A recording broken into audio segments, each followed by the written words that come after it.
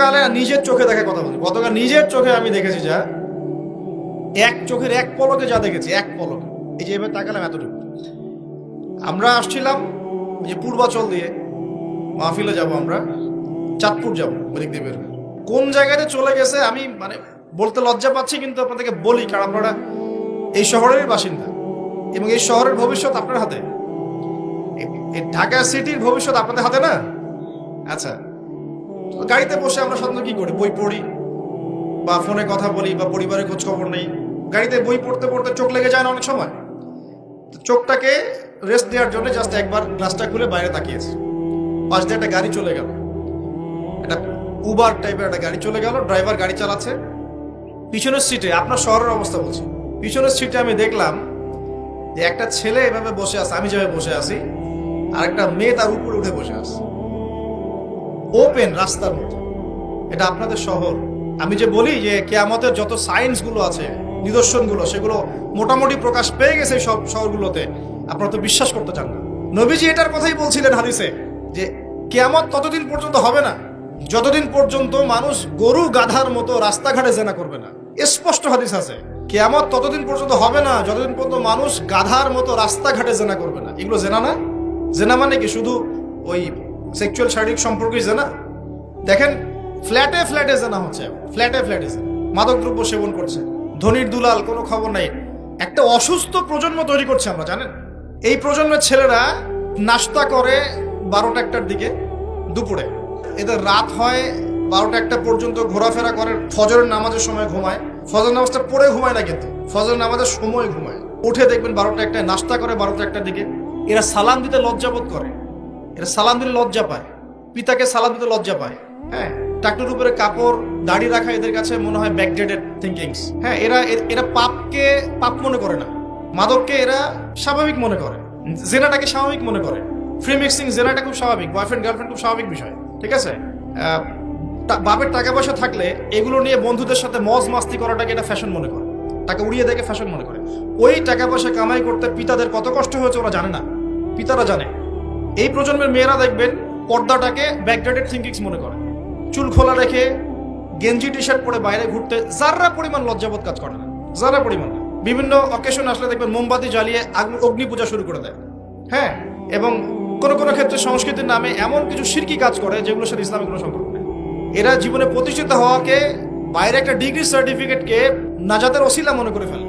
নামাজ, রোজা, হজ, জাকাত, ইসলামিক কালচারগুলা তাদের কাছে মনে হয় এগুলো শেষ বয়সের কাজ, এই বয়সে করার দরকার নেই। আমরা একটা অসুস্থ প্রজন্ম তৈরি করে যাচ্ছি। আপনি সালাম দিয়ে দেখেন উত্তর দেয় না, সালাম দিলে সাইবোধ করে, সালাম দিতে মনে হেড হয়ে যাচ্ছে কথাটা। কি লজ্জা, সালাম দিতে কি লজ্জা। দেখবেন হ্যালো হাউ আর ইউ, পশ্চিমারা যা যা করে হুবাহু ওদের কাটপেস্টে লাইফ লিড করে, জুমার নামাজও ঠিক মতো পড়তে যায় না।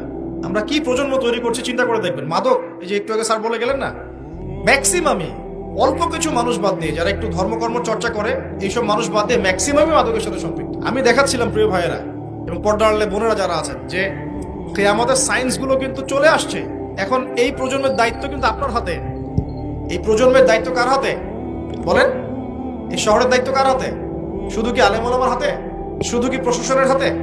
এই শহরকে আপনি পাপমুক্ত করবেন কিভাবে? আপনাদের আমাদের কোনো ভূমিকা নাই? কি যে হচ্ছে কল্পনা করতে পারছে না। একটা চিত্র দেখছেন না, লাখ লাখ ছেলে দাঁড়িয়ে একটা পর্দার সামনে দাঁড়িয়ে আছে, গোল কখন হবে এই জন্য, দেখছেন না? মিডিয়া এগুলো প্রমোট করছে না? ভাবখানে এমন যে কত সুখে আছি আমরা, তাই না? কি সুখ আমাদের, খেলা হচ্ছে, আমরা গোল গোল চিল্লাচ্ছি। খেলছে কোন টিম, সেই টিম আমাকেও চিনে না, আমার দেশের নামও জানে কিনা আল্লাহু আলাম। আমরা মাতামাতি করছি, মাশাআল্লাহ। আমরা মারামারি করছি, কেউ মার্ডার হচ্ছে, কেউ আবার শোকে স্ট্রোক করে মারা যাচ্ছে, তাই হচ্ছে না? এমন কেন জাতিগতভাবে আমরা এমন কেন হলাম? জাতিগতভাবে আমাদের কোনো ব্যক্তিত্ব নাই, আমাদের কোনো গায়রত নাই।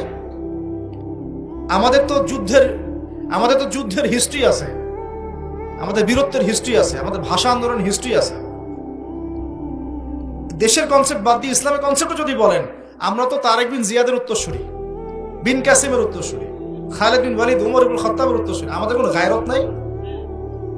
পশ্চিমারা একটা কিছু লঞ্চ করবে, সবাই নাচানাচি করবে, আমরা সেখানে গা ভাসিয়ে দিব।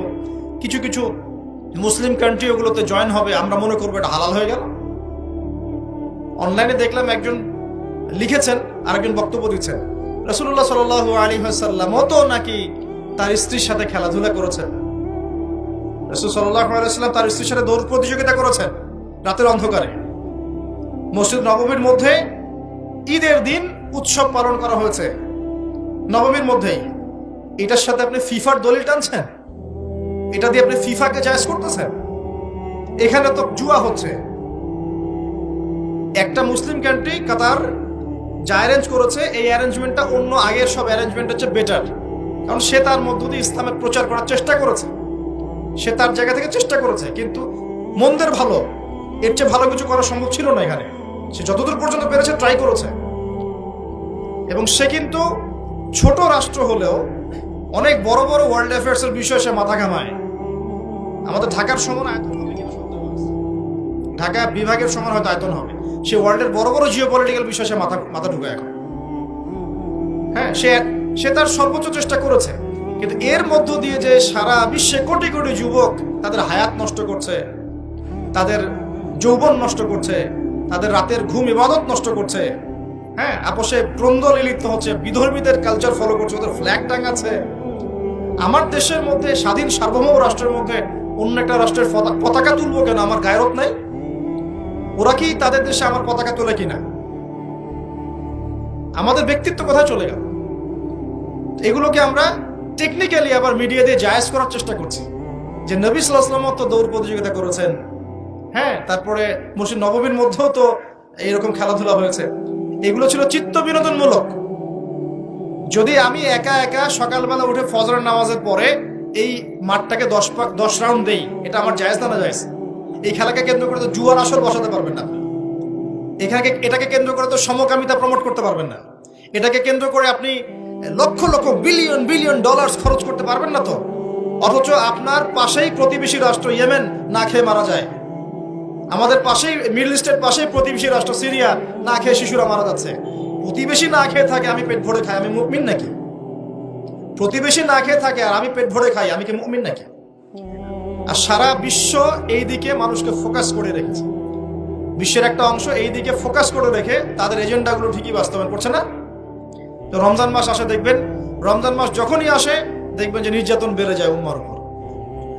যে সময়ে উম্মার ইকোনমিক অবস্থা ভালো না, সামরিক অবস্থায় তাদের মুখোপেক্ষী হয়ে থাকতে হচ্ছে, যে সময় আমাদের ভিতরে পলিটিক্যাল বিরোধগুলো দেখা দিচ্ছে, আমরা ইউনাইটেড হতে পারছি না, যে সময় যুব সমাজরা মাদকে আসক্ত হয়ে আছে, পর্নোগ্রাফিতে আসক্ত হয়ে আছে, দিনের ইলম কালাম অর্জন করছে না, নামাজ ঠিক মতো পড়ছে না, কুরআন তেলাওয়াত করা শিখছে না, যে সময়ে ইভেন আলেম ওলামাদের মধ্যে ঐক্য দেখা যাচ্ছে না, যে সময়ের মধ্যে আমরা পরিবারগুলোর ভাঙন দেখতে পাচ্ছি, আমাদের পরবর্তী প্রজন্ম কোন পরিবেশে বড় হবে সেই নিশ্চয়তা দিতে পারি না, যে পরিবেশে একটা 5 বছরের ছোট্ট বাচ্চা আয়াতকে কেটে টুকরা টুকরা করে ফেলা হয়, এইখানে আমরা বসে বসে রং তামাশা দেখতেছি টিভির সামনে বসে।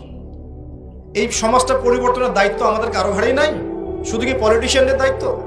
শুধু কি প্রশাসনেরই দায়িত্ব?